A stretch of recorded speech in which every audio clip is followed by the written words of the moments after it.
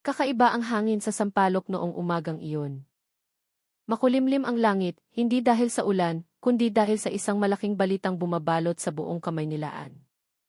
Lahat ng pambansang himpilan ng balita ay nakatutok sa kaso ng korupsyon mula sa mga iligal na checkpoint, isang kasong kinasasangkutan ng mga tiwaling pulis at ng isang malaking kontratista, si Ricardo "Ricky" De Leon. Maging ang mga istasyon ng telebisyon ay live na nagbo-broadcast ng press conference mula sa National Capital Region Police Office. Sa salaming screen ng kanilang lumang telebisyon, nakaupo si Maria Ria Santos kasama ang kanyang ina, matamang nakatitig sa mukha ni Police Major Elena Reyes na mahinahon, ngunit matatag na nagsasalita sa harap ng mga kamera. Alinsunod sa utos ng pamunuan, opisyal na naming inaresto ang 3 miyembro ng pulisya at isang sibilyan mula sa pribadong sektor na napatunayang umabuso sa kanilang kapangyarihan para sa pansariling interes. Tinitiyak namin na ang proseso ng batas ay magiging transparent.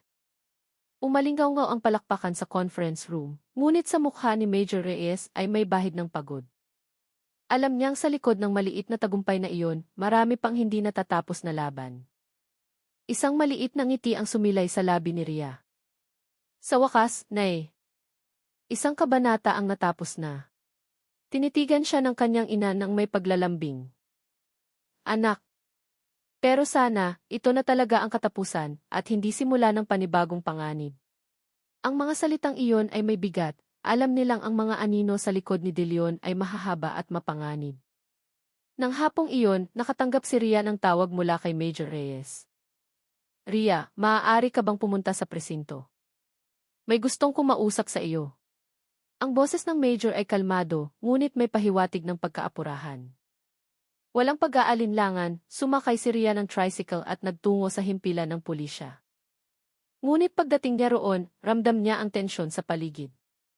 2 itim na sasakyang may tinted na bintana ang nakaparada sa harapan, at ilang miyembro ng PIP Internal Affairs Service, PINPIAS, ang mahigpit na nagbabantay. Sinalubong siya ni Major Reyes sa kanyang opisina. Salamat sa pagdating. Maupo ka muna. Sino po ang gustong kumausap sa akin, ma'am? Tanong ni Ria, hindi maitago ang kaba. Tinitigan siya ni Reyes ng ilang sandali bago sumagot. Ang regional director mismo. Napalunok si Ria. Hindi niya inasahan na ang kasong nagsimula sa isang simpleng video na kuha ng kanyang cellphone ay magdadala sa kanya sa isang silid kasama ang isa sa pinakamatataas na opisyal ng pulisya sa bansa. Pagkaraan ng ilang minuto, pumasok si Police General Oscar Valdez, ang Regional Director ng Interpol. Matikas ang kanyang tindig, matalas ang tingin ngunit may bahid ng kabaitan. Inilahad niya ang kanyang kamay. Ikaw si Maria Santos. Marami na akong narinig tungkol sa iyong katapangan. Salamat sa pagmulat sa mata ng marami. Nanginginig na tinanggap ni Ria ang kamay nito. Ginawa ko lang po ang nararapat, sir. Isang tipid ng ngiti ang gumuhit sa labi ni General Valdez. Kung lahat ng mamamayan ay ganyan mag-isip, hindi na siguro kakailanganin ang bansang ito ang napakaraming pulis. Umupo sila. Inabot ni Reyes ang isang asul na folder sa general. Ito po ang pinakahuling resulta ng investigasyon, sir. Kasama na rito ang ebidensya ng daloy ng pera mula kay De Leon patungo sa ilang opisyal ng lokal na pamahalaan. Binuksan ni Valdez ang folder, seryosong tinitigan ang mga nilalaman. Kaya totoo ngang hindi lang si Corporal Jimenez ang sangkot. Naglakas loob si Ria na magtanong, lahat po ba sila ay mananagot? Tinitigan siya ng malalim ni General Valdez. Ang batas ay minsan mabagal, pero ipinapangako ko, walang sinumang makakaligtas kung malinaw na ang ebidensya. Tumayo siya at tumingin kay Reyes. At ikaw, Major Reyes, ipagpatuloy mo ang pagbabantay hanggang matapos ito. Huwag kang matakot sa anumang pressure mula sa itaas. Yes, sir, matatag na sagot ni Reyes. Bago umalis, muling tiningnan ng General si Ria. Kung kailangan mo ng proteksyon, tutulungan ka ng V. Pero naniniwala akong ang isang dalagang matapang na tulad mo ay alam na kung paano pangalagaan ang sarili. Nang gabing iyon, naglakad si Ria pauwi, binabaybay ang kahabaan ng Mendiola, ang mismong kalyeng pinangyarihan ng iligal na checkpoint. Ngayon, tahimik na ang daan ngunit malinis. Walang mga barikada, Walang mga sigaw ng mga pulis, tanging ang marahang hihip ng hangin na nagdadala ng tunog ng mga kuliglig mula sa mga damuhan sa gilid. Huminto siya sa mismong lugar kung saan siya natumba matapos mabangga ng motorsiklo ng pulis. Wala na ang bakas ng kanyang dugo, ngunit sariwa pa rin sa kanyang alaala ang sakit at takot. Biglang umilaw ang isang sasakyan mula sa malayo. Dahan-dahan itong lumapit. Nagmatsyag si Rhea. Ngunit nang bumukas ang pinto, isang pamilyar na mukha ang kanyang nakita. Si Major Reyes. Rhea, sakay na. Ihahatid na kita. Sa loob ng sasakyan, matagal silang walang imik. Tanging ugong ng makina ang maririnig. Sa wakas, nagsalita si Reyes. Ang kanyang boses ay kalmado ngunit may bigat. Alam mo, Rhea, sa loob ng 15 taon ko bilang pulis, bibihira akong makakita ng sibilyan na may tapang na tulad mo. Karamihan sa mga tao, pinipiling manahimik kahit na alam nila ang katotohanan. Tumingin si Rhea sa kanya.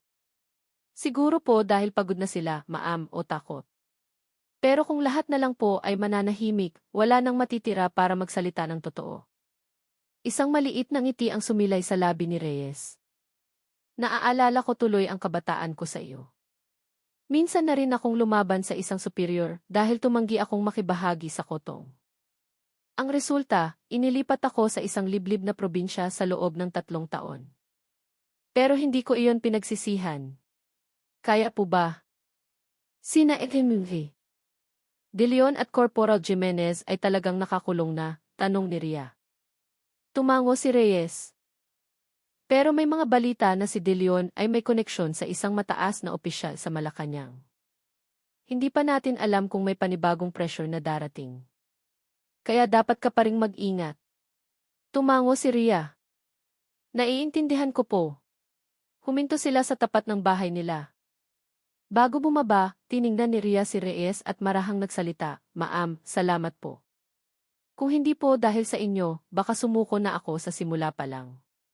Marahang tinapik ni Reyes ang kanyang balikat. Huwag kang hihinto dito.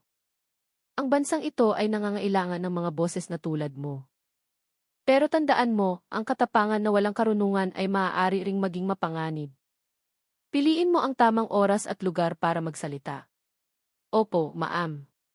Dahan-dahang umalis ang sasakyan, iniwan si Rhea na nakatayo sa harap ng kanilang bahay, nakatingala sa madilim na kalangitan. Ilang linggo ang lumipas, at nagbago ang kapaligiran sa Sampaloc. Nagsimulang manumbalik ang tiwala ng mga tao sa pulisya. Naging mas maayos ang mga kalsada at hindi na muling nagkaroon ng mga biglaang checkpoint para sa kotong. Naging abala si Rhea sa pagtulong sa isang community watch group na kanyang itinatag, ang I-Guerrilla ng Daan, isang kilusang nakatuon sa pagbabantay laban sa mga pang-aabuso sa kapangyarihan sa kalsada. Inimbitahan siya sa ilang unibersidad para ibahagi ang kanyang kwento. Sa isa sa mga seminar, isang estudyante ang nagtanong, Ate Rhea, hindi po ba kayo natatakot na harapin ang mga makapangyarihang tao? Ngumiti si Rhea ng mailambing. Ang takot ay normal. Pero mas nakakatakot kung alam natin ang katotohanan pero pinipili nating manahimik. Umalingaw ang masigabong palakpakan. Samantala, sa ibang lugar, sa isang selda sa Camp Crame, mag-isang nakaupo si Ricardo de Leon, nakatitig sa malamig na pader. Madilim ang kanyang mukha, ngunit ang kanyang mga mata ay nag-aalab sa galit. Akala ng babaeng iyon, nanalo na siya, bulong niya sa sarili. Hindi pa tapos ang laro. Ngunit sa labas ng rehas, 2 investigador ang nakabantay, tinitiyak na walang anumang mensahe na makakalabas. Ang mundo ni De Leon ay unti-unting lumiliit, habang ang mundo ni Rhea ay nagsisimula pa lamang lumawak. Pagkalipas ng ilang buwan, isang opisyal na sulat ang dumating sa bahay ni Rhea. Galing ito sa tanggapan ng Regional Director ng NSARPO, isang parangal para sa kanyang katapangan na labanan ang kawalang katarungan. Nakasaad sa sulat, bilang pagkilala sa kanyang katapangan at integridad sa pagtulong na ibunyag ang kaso ng pag-abuso sa kapangyarihan, ipinapaabot namin ang pinakamataas na pagpapahalaga kay Binibining Maria Santos. Naway maging huwaran siya sa mga kabataang Pilipino. Napaluha sa tuwa ang kanyang ina habang binabasa ito. Ipinagmamalaki kita, anak. Ngumiti si Rhea. Sana wala nang kailangang masaktan at matumba bago makita ang katotohanan. Tumingin siya sa bintana, sa daan na ngayo'y payapa na. Ang hangin sa hapon ay nagdadala ng amoy ng sampagita mula sa hardin ng kapitbahay.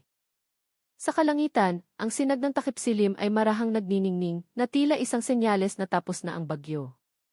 Ngunit alam ni Ria na ang katarungan ay hindi isang destinasyon, kundi isang mahabang paglalakbay. Hanggat may mga taong matapang na tumatangging yumuko sa kasinungalingan, ang bansang ito ay may pag-asa pa rin. At sa araw na iyon, sa isang maliit na sulok ng Maynila, pinatunayan ng isang dalaga na ang katotohanan ay hindi kayang sagasaan dahil palagi itong babangon sa tuwing ito'y matutumba. 2 taon ang lumipas mula sa insidente sa kanto ng Recto. Ang pangalan ni Police Corporal Marco Guzman ay bibihira ng marinig bilang isang kontrobersyal na pulis. Sa katunayan, kabaligtaran ang nangyari. Nagsimula siyang makilala bilang isang pulis na matyaga, magalang at malapit sa komunidad. Sa lugar kung saan siya nakatalaga, tinatawag siya ng mga residente sa isang simpleng pangalan, Sir Marco, ang pulis na may mabuting puso. Tuwing umaga, makikita siyang nakatayo sa parehong kanto, tinutulungan ang mga batang papasok sa eskwela na tumawid, sinasaway ang mga motorista sa magalang na paraan, at paminsan-minsan ay umingiti sa mga tindero na dating nakasaksi sa kanyang pagbagsak. Hindi niya kailanman kinalimutan kung saan siya nagsimulang bumangon muli. Isang tanghali sa presinto ng STA. Ana, ipinatawag siya ng kanilang hepe. Guzman, maupo ka sandali, sabi nito habang binubuksan ang isang brown na folder sa kanyang mesa. Umupo si Guzman ng may matikas ngunit relax na postura. Alam mo ba? Sa susunod na buwan, mayroon tayong mga bisita mula sa Camp Crame. Gusto nilang i-evaluate ang programa nating pulis, kaibigan ng komunidad. At gusto kong ikaw ang maging isa sa mga halimbawa bilang field officer.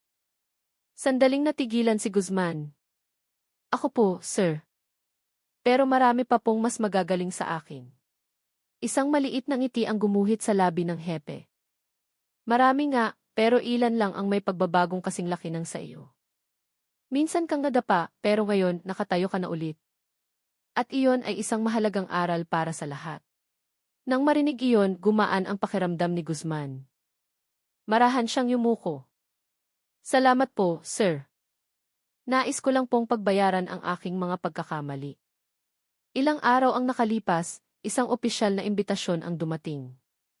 Ang kanyang pangalan ay nakalista bilang isa sa mga tatanggap ng parangal sa antas ng rehiyon para sa kanyang kontribusyon sa programa ng traffic management at community service. Dumating ang araw ng parangal. Ang malaking bulwagan ng Enferpo headquarters sa Camp Bagong Diwa ay puno ng mga unipormadong opisyal. Sa entablado, ilang matataas na opisyal ang nakaupo. Isa sa mga panauhing pandangal ay si Lieutenant Colonel Ishmael Abubakar, na kumakatawan sa Armed Forces of the Philippines. Nakatayo si Guzman sa unahang hilera, pinipigilan ang kanyang kaba. Nang tawagin ang kanyang pangalan, umalinggaw ang palakpakan sa buong silid. Naglakad siya papunta sa harap, kinamayan ang isang general ng pulisya na nag-abot sa kanya ng plaque ng pagkilala. Police Corporal Marco Guzman, sabi ng general.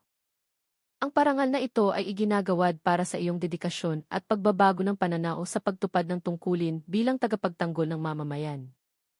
Umaasa kaming ang diwang ito ay maging halimbawa sa iyong mga kasamahan. Nangingilid ang luha na tinanggap ni Guzman ang plaque. Ngunit hindi pa doon natapos ang sorpresa. Tumayo si Lieutenant Colonel Abubakar at nilapitan siya sa harap ng entablado. Umiti ito ng malapad habang kinakamayan siya. Congratulations, Corporal Guzman. Ipinagmamalaki ka namin ng aking asawa. Sandaling natahimik ang buong bulwagan at pagkatapos ay muling nagpalakpakan. Ilang mga pulis na dati inang aasar sa kanya ay napatingin na ngayon ng may paggalang. Pagkatapos ng seremonya, inaya siya ni Abubakar na mag-usap sa likod ng gusali. Alam mo, noong una akong nagalit sa iyo, hindi lang dahil nabangga mo ang asawa ko. Nagalit ako dahil nakalimutan mo kung sino ka. Pero ngayon, nakikita kong natagpuan mo na ulit ang iyong direksyon. Tiningnan siya ni Guzman ng may buong paggalang. Natuto po ako, sir. Mula kay Ustadza Fatima at mula rin po sa inyo.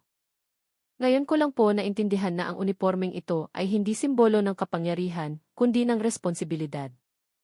Tinapik ni Abu Bakar ang kanyang balikat. Panindigan mo iyan. Dahil sa mundong ito, ang pagkakaiba ng taong malakas at taong matalino ay hindi kung sino ang nananalo sa galit, kundi kung sino ang kayang magtimpi kahit kaya niyang magalit. Nagkatinginan silang dalawa sa katahimikan ng hapong iyon. Dalawang lalaki mula sa magkaibang institusyon, ngunit may iisang pinapahalagahan, karangalan at pagkatao. Ilang linggo matapos ang seremonya, bumalik si Guzman sa kanyang karaniwang gawain sa kalsada. Ngunit ngayon, mayroon siyang karagdagang tungkulin, ang maging gabay sa mga bagong pulis sa kanilang unit. Isang batang pulis ang nagtanong sa kanya, "Sir, bakit po palagi kayong kalmado humarap sa mga tao sa kalsada?" Minsan ang titigas ng ulo nila. Ngumiti si Guzman at mahinahong sumagot, "Dahil dati, matigas din ang ulo ko. Narealize ko lang na ang taong mukhang galit sa daan ay hindi naman talaga masama. Minsan, pagod lang sila o takot o hindi alam ang batas. Kung sasabayan natin sila ng galit, lalong lalaki ang problema. Pero kung magiging mahinahon tayo, maaalala nila iyon habang buhay." Dahan-dahang tumango ang batang pulis, puno ng paghanga. Nang hapong iyon, dahan-dahang pumatak ang ulan. Maingay ang kalsada ngunit maayos. Sa kabilang daan, isang babaeng nakahishab ang naghihintay sa ilalim ng payong, hawak ang kamay ng isang maliit na bata. Agad na tumakbo si Guzman at tinulungan silang tumawid. Pagdating sa kabilang panig, ngumiti ang babae at nagsabi, "Salamat po, sir. Naway palagi kayong nasa proteksyon ng Allah." "Amin po, ma'am," sagot lang ni Guzman, ngunit ang kanyang puso ay napuno ng kasiyahan. Naalala niya ang mukha ni Ustadza Fatima. Ang mahinahong mukha na dati niyang sinaktan, ngunit ngayon ay naging liwanag ng pagbabago sa kanyang buhay. Pagkaraan ng ilang araw, nakatanggap siya ng isang text message. "Assalamualaikum, anak Marco. Si Ustadza Fatima ito. Nakita ko ang balita tungkol sa parangal mo. Alhamdulillah. Naway panatilihin ka ng ala sa tuwid na landas. Ang mundo ay nangangailangan ng mas maraming alagad ng batas na tulad mo." Napangiti si Guzman, puno ng pasasalamat. Mabilis siyang nag-reply. "Waalaikum salam, Ustadza. Salamat po sa dasal at payo ninyo. Kung hindi po dahil sa nangyari noon, baka hanggang ngayon mayabang pa rin ako. Salamat po sa pagtuturo sa akin ng kahulugan ng pasensya." Hindi nagtagal, dumating ang isa pang reply. "Hindi ako ang nagbago sa iyo, anak. Ang pusong nais magbago ay palaging ginagabayan ng Allah." Dahil sa mensaheng iyon, napatingala si Guzman sa langit na nagsisimula ng magkulay kahel. Alam niyang hindi pa tapos ang paglalakbay ng kanyang buhay. Ngunit isang bagay ang sigurado, hindi na siya babalik sa dati niyang pagkatao. Ngayon, sa tuwing tinitingnan niya ang kanyang asul na uniforme sa salamin, hindi na niya nakikita ang simbolo ng kapangyarihan, kundi ang isang tawag para maglingkod. At sa tuwing nakatayo siya sa gitna ng maingay na kalsada, alam niyang sa gitna ng mga busina, init ng araw, at bigat ng tungkulin, tinutubos niya ang mga pagkakamali ng nakaraan sa pinakamahusay na paraan na kanyang alam, gamit ang puso. Makalipas ang ilang taon, na-promote si Guzman bilang police staff sergeant at muling inimbitahan sa Enferpo para ibahagi ang kanyang kwento sa mga bagong kadete ng pulisya. Sa entablado, nagsalita siya ng may matatag ngunit mapagkumbabang boses. "Nakatayo ako dito hindi dahil perpekto ako, kundi dahil minsan na akong nadapa. At mula sa pagkadapang iyon, doon ko natutunan kung paano maging tao." Tinitigan siya ng mga kadete ng may paghanga. Ang ilan ay nagsusulat, ang ilan ay malalim na nag-iisip. Pagkatapos ng programa, isang senior na opisyal ang lumapit sa kanya at nagsabi, "Alam mo, iho, ang kwento mo ngayon ay ginagawa ng bahagi ng training sa ilang police academy. Kailangang malaman ng mga tao na ang pagbabago ay totoo." Ngumiti lang si Guzman. "Sinusubukan ko lang pong maging tapat, sir. Dahil kung ang isang alagad ng batas ay hindi kayang maging tapat sa sarili niya, paano siya magiging tapat sa bayan?" At nang hapong iyon, habang palabas siya ng bulwagan, ang sinag ng araw ay tumago sa mga dahon at tumama sa kanyang mahinahong mukha. Wala nang bakas ng kayabangan doon. Tanging ang kapayapaan ng isang lalaking nakipagkasundo na sa kanyang nakaraan. Epilogo, si Ustadza Fatima ay madalas nang maimbitahan para magbigay ng mga panayam at aral sa iba't ibang lugar. Sa isang pagkakataon, tinanong siya ng isang tagapakinig, Ustadza, hindi po ba kayo nagsisi na hindi ninyo idinemanda ang pulis na bumangga sa inyo noon? Ngumiti si Ustadza Fatima ng mailambing. Kung idinemanda ko siya, marahil ay naparusahan siya, ngunit hindi nagbago. Pero sa pamamagitan ng pagpapatawad, binago ng Allah ang kanyang puso. Minsan, ang katarungan ay hindi dumarating sa pamamagitan ng ganti, kundi sa pamamagitan ng hidaya o gabay. Natahimik ang buong silid. Ilang tao ang napaluha. At sa labas, sa mga kalsadang siksikan at maingay, isang pulis ang matikas na nakatayo, nagmamando ng trapiko habang umingiti sa bawat motorista. Dahil alam niya, sa likod ng bawat malaking pagkakamali, palaging may pagkakataong maging mas mabuti. Kinabukasan, sa presinto ng pulisya sa Quiapo, ramdam ang tensyon. Si Police Corporal Marco Guzman ay dumating ng mas maaga kaysa karaniwan. Maputla ang kanyang mukha at ang kanyang mga mata ay puyat dahil hindi siya nakatulog buong gabi. Umupo siya sa guardhouse, nanginginig ang mga kamay, sinusubukang pakalmahin ang sarili. Ang kapeng tinimpla niya ay hindi man lang niya nagalaw. Sa labas, nagsisimula ng dumami ang mga tao sa kalsada. Ngunit sa loob ng kanyang isipan, iisang imahe lang ang paulit-ulit na lumalabas, ang malamig na titig ni Lieutenant Colonel Ismael Abubakar, ang asawa ng ustadza na kanyang hinamak kahapon. Buong gabi, sinubukan ni Guzman na alamin kung sino talaga ang lalaking iyon. Mula sa isang kaibigan sa pulisya, nalaman niyang si Lieutenant Colonel Abubakar ay hindi isang ordinaryong opisyal. Siya ang pinuno ng intelligence unit ng Philippine Army sa buong Metro Manila, isang taong iginagalang dahil sa kanyang disiplina at integridad. Tumingin si Guzman sa kanyang relo. Mag-aalas 8 na ng umaga. Kailangan niyang makarating sa Fort Bonifacio bago mag-alas 9, ayon sa utos ni Call. Abubakar. Walang pag-aaksaya ng oras, isinuot niya ang kanyang kumpletong uniforme at umalis sakay ng kanyang service motorcycle. Habang nasa biyahe, gulong-gulo ang kanyang isipan. Naalala niya ulit ang nangyari kahapon, ang pagsigaw niya at pagsipa sa side mirror ng sasakyan ng ustadza. Nagsisisi siya, ngunit kasabay nito ay natatakot. Sa gate ng kampo, 2 sundalo ang nagbabantay. Nang makita si Guzman, agad na tinawagan ng isa ang isang tao sa loob. Corporal Guzman. Hinihintay na po kayo sa receiving area, sir, malamig na sabi ng sundalo. Mabigat ang mga hakbang ni Guzman. Pumasok siya sa isang silid na may mahabang mesa at watawat ng Pilipinas sa isang sulok. Doon nakaupo si Lieutenant Colonel Abubakar, suot ang kanyang malinis na berdeng uniforme, mahinahon ang mukha ngunit may otoridad. Sa tabi niya ay isang opisyal ng pulisya na may ranggong police captain. Marahil ay ang liaison officer sa pagitan ng IFI at Maupo ka, maikling sabi ni Abubakar. Dahan-dahang umupo si Guzman, nakayuko. Corporal Guzman, ang boses ni Abubakar ay kalmado ngunit malalim. Alam mo ba kung bakit ka ipinatawag dito? Napalunok si Guzman. Opo, sir. Tungkol po sa insidente kahapon. Binuksan ni Abubakar ang isang folder sa kanyang harapan. Sa loob nito ay may ilang larawan at transcript ng mga ulat. Ang nangyari sa Quiapo kahapon ay hindi lang personal na issue. Ang ginawa mo ay na-video ng mga tao at kumakalat na ngayon sa social media. Maraming nagagalit dahil nakita nila ang isang alagad ng batas na nagpapahiya sa isang babae sa publiko. At nagkataon na ang babaeng iyon ay asawa ko. Tinabo ni Guzman ang kanyang mukha gamit ang 2 kamay. Ako. Humihingi po ako ng tawad, sir. Hindi ko po alam na asawa ninyo siya. Nadala lang po ako ng emosyon. Tinitigan siya ni Abubakar ng matalim. Hindi mo kailangang malaman kung sino siya para maging magalang, korporal. Pulis ka. Alagad ka ng batas. Ang tungkulin mo ay protektahan ang mamamayan, hindi sila tapak-tapakan.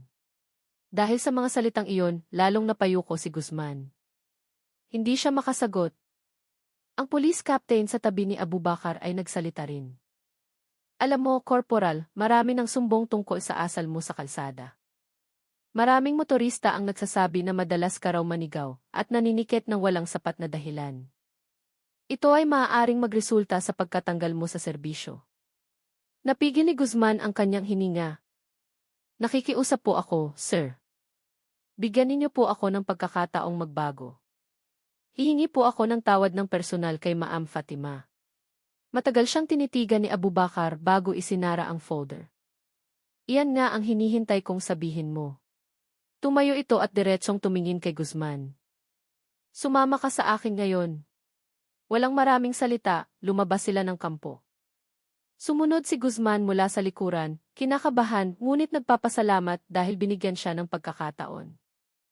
Isang kulay berdeng service vehicle ang nagdala sa kanila sa isang simpleng subdivision sa Taguig.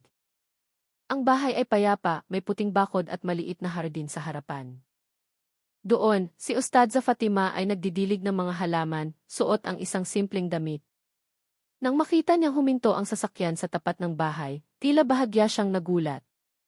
Naunang bumaba si Abubakar at pinagbuksan ng pinto si Guzman. Halika.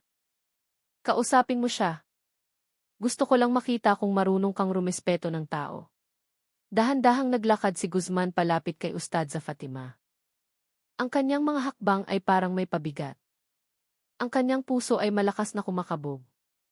Assalamualaikum po, ma'am, sabi niya, halos hindi marinig. Tiningnan siya ni Ustadza Fatima sandali bago sumagot ng mahinahon. Waalaikum salam. Ano nang may paglilingkod ko sa iyo, iho? Agad na yumuko si Guzman. Ako po. Naparito po ako para humingi ng tawad. Sobrang mali po ang ginawa ko kahapon. Naging bastos po ako, mayabang, at ipinahiya ko kayo. Lubos po akong nagsisisi. Sandaling natahimik si Ustadza Fatima. Pagkatapos ay tiningnan siya ng may malambot ngunit matalas na mga mata. Binata, pinatawad na kita mula pa kahapon. Hindi ko ugaling magtanim ng sama ng loob.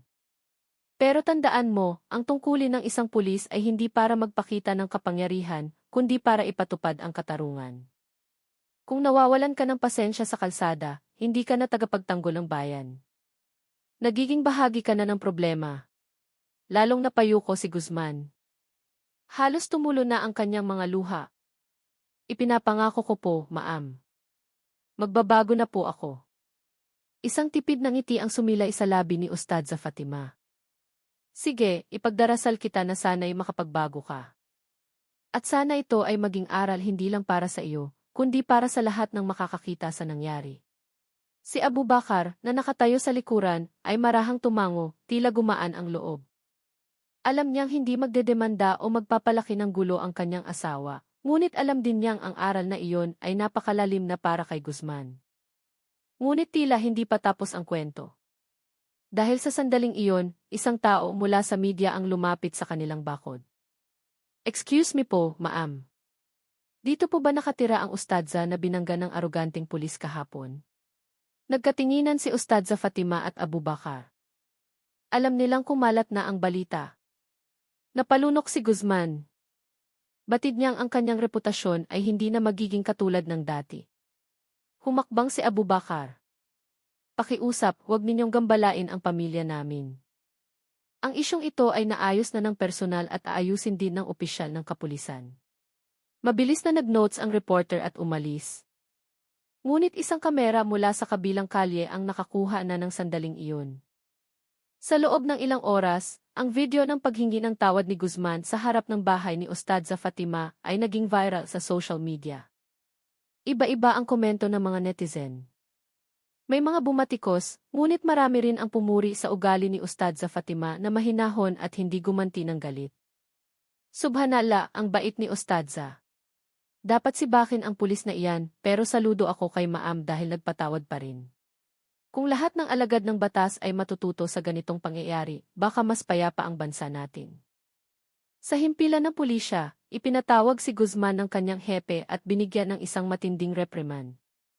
Ngunit dahil sa suporta ni Abubakar at sa desisyon ni Ustadza Fatima na huwag magsampa ng kaso, hindi siya sinibak, inilipat lamang sa administrative section habang sumasailalim sa moral recovery program. Nang gabing iyon, sa kanyang simpleng kwarto, nakaupo si Guzman. Tinitigan niya ang kanyang unipormeng nakasabit. Naalala niya ang lahat ng nangyari sa loob ng 2 araw. Kung paanong ang isang maliit na kayabangan ay halos sumira sa kanyang buhay. Nagpadala siya ng isang maikling text message kay Lieutenant Colonel Abubakar. Salamat po, sir, sa pagbibigay sa akin ng pangalawang pagkakataon. Ipinapangako ko pong hindi ko ito sasayangin. Maikli lang ang reply ni Abubakar. Patunayan mo hindi sa salita, kundi sa gawa. Ibinaba ni Guzman ang kanyang cellphone at tumingin sa madilim na kalangitan. Sa unang pagkakataon sa kanyang buhay, naramdaman niyang gusto niya talagang magbago. 3 buwan na ang lumipas mula sa kahiyahiyang insidenteng iyon. Ang pangalan ni Police Corporal Marco Guzman ay naging usap-usapan sa social media at naging paksa pa sa ilang podcast tungkol sa etika ng mga alagad ng batas. Ngunit dahan-dahan humupa ang balita.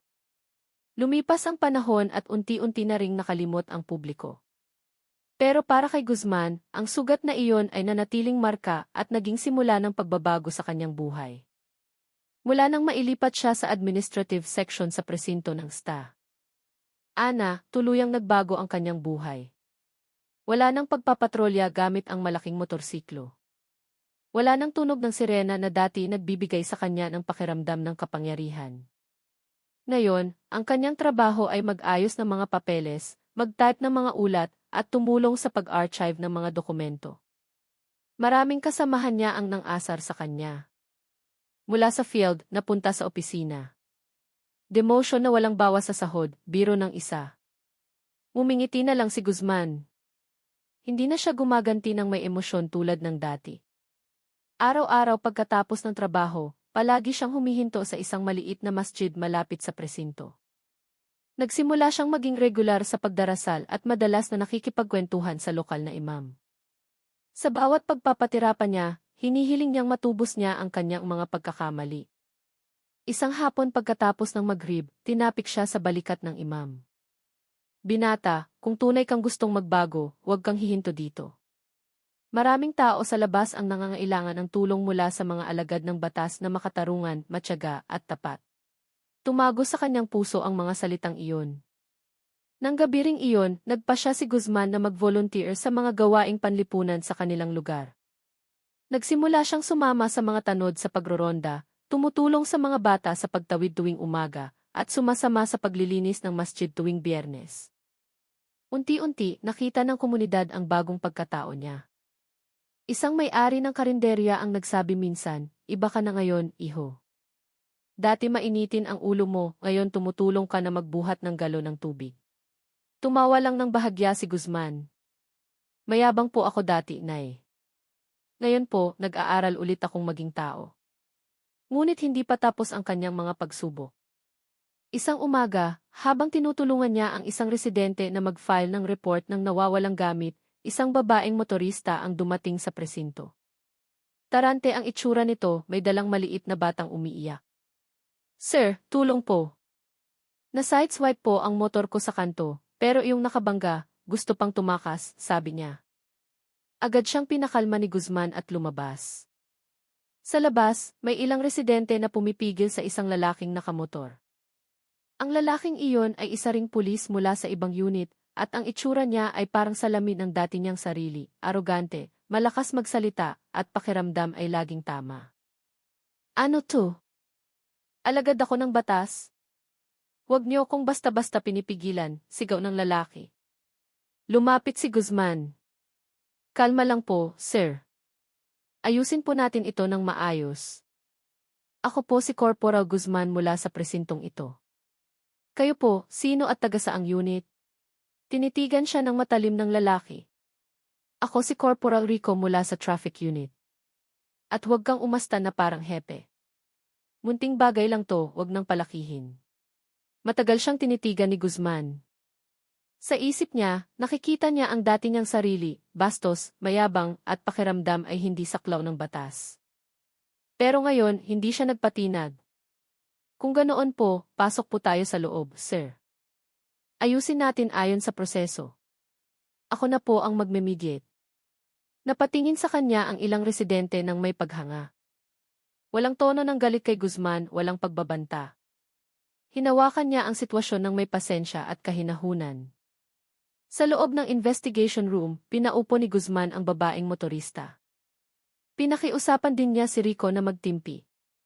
Matapos pakinggan ang magkabilang panig, naglabas si Guzman ng isang simpleng incident report form.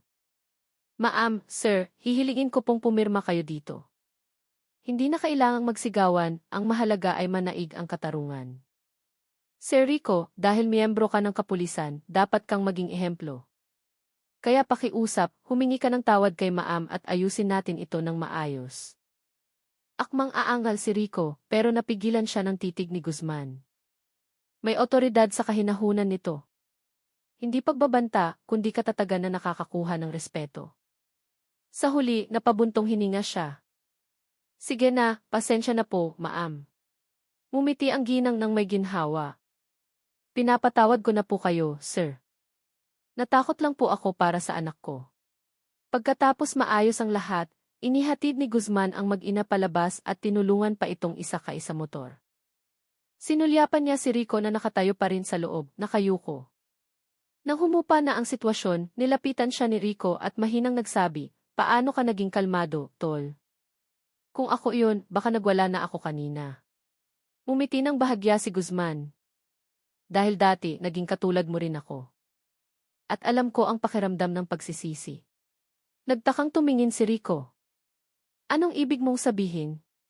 Maikli lang ang sagot ni Guzman, huwag mong hayaang kalimutan mong maging tao dahil lang sa uniforme mo. Natigilan si Rico sa sinabi niya. Ilang araw ang lumipas, ang balita tungkol sa ginawa ni Guzman ay umabot sa kanyang hepe. Ipinatawag siya ni Police Captain Hernandez na minsa isumermon sa kanya. Guzman, narinig kong inayos mo ang isang alitan sa pagitan ng sibilyan at kapwa-pulis ng walang gulo. Tama ba? Opo, sir. Sinunod ko lang po ang tamang proseso. Magaling, sabi ni Hernandez habang tinatapik ang kanyang balikat. Simula sa susunod na linggo, ibabalik na kita sa field.